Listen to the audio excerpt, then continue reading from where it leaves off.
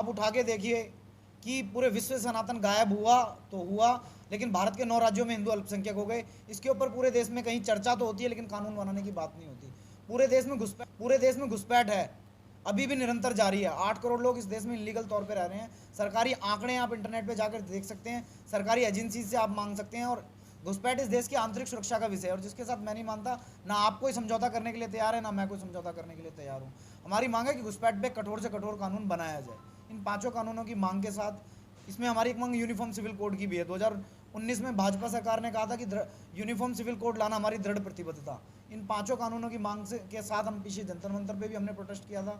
भारत बचाओ आंदोलन का प्रथम चरण का आयोजन किया था, इस बार हम दूसरे चरण का आयोजन कर रहे हैं। इन 5 कानूनों की मांग के साथ हम 3 अप्रैल सुबह 10 बजे ब्रॉडी ग्राउंड में हिंदू महापंचायत का आयोजन कर रहे हैं। पिछले 8 अगस्त 2021 में 5 कानूनों की मांग के लिए हमने जंतर मंतर पर एक भारत बचाओ आंदोलन के प्रथम चरण का आयोजन किया था, जिसमें हमने 5 कानूनों की मांग की थी।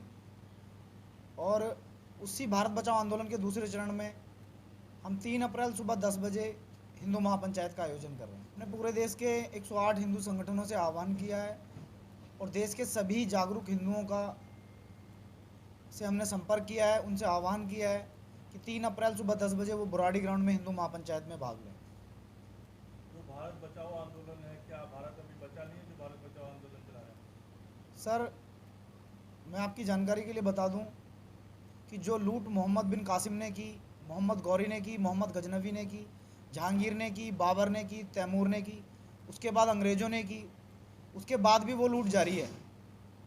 इस देश में आज भी मंदिरों पर सरकारी नियंत्रण है और वो लूट जो की त्यों आज भी जारी है।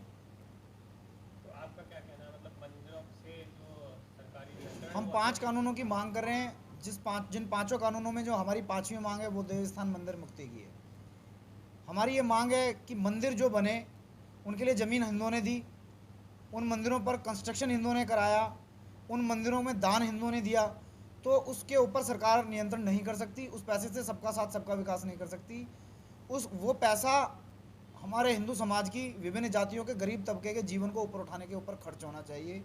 उस पैसे से उन लोगों का जीवन स्तर ऊपर उठाना चाहिए, उनकी शिक्षा पर, उनकी चिकित्सा पर, उनके जीवन यापन पर, उनकी आवास योजनाओं पर वो पैसा खर्च हो, ताकि वे अपना धर्म छोड़कर धर्मांतरण करने पर मजबूर ना हो। तो पैसा सरकार सबके साथ सबका विकास पर खर्च कर रही है। वो अगर हिंदुओं पर खर्च होता तो हिंदू धर्म के जो गरीब तबके के लोग हैं वो धर्मांतरण करने पर मजबूर ना होते। सबका साथ सबका विकास। सर, देवस्थान की बात आप कर रहे हैं, मंदिर की बात कर रहे हैं। मंदिर तो कोई आदमी की जगह नहीं है जिसका वो पैसा सरकार तो पैसा लेती नहीं है। सर, आप अपनी जानकारी एक बार दोबारा से चेक कीजिए कि 4 लाख कुछ मठ मंदिरों पर सरकार का नियंत्रण है।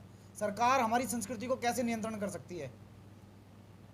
सरकार को क्या अधिकार है? जो लूट मोहम्मद बिन कासिम, मोहम्मद गौरी, इन मुस्लिम आक्रांताओं ने की, अंग्रेज़ों ने की, वो लूट तो आज भी जारी है ना।